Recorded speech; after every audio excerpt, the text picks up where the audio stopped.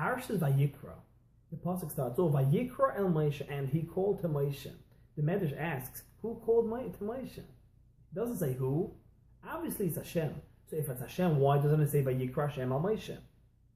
And he goes on to explain the reason why it does not say Hashem is because we want that the young children at school should ask their teacher, their Rebbe, who called Moshe?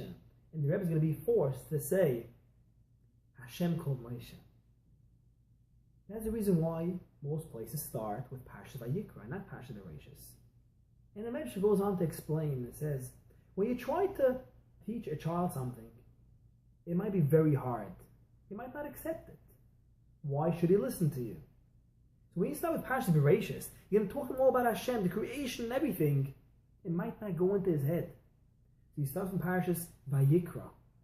And the kid, the young child, is going to ask, Rebbe, who called Moshe? So now, when a child asks a question, he's willing to accept and listen.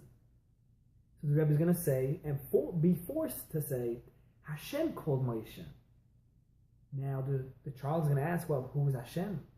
So now, the Rebbe has now this child willing to accept what he says.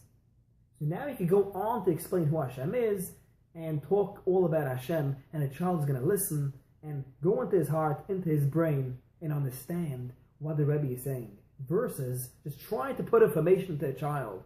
It doesn't always work. You can't just put information to a child. He's not willing to listen. So we always have to figure out a way how to make the child ask you, and then you can put it into his brain when he's willing to listen. If he's not willing to listen, it might not work. With a smile.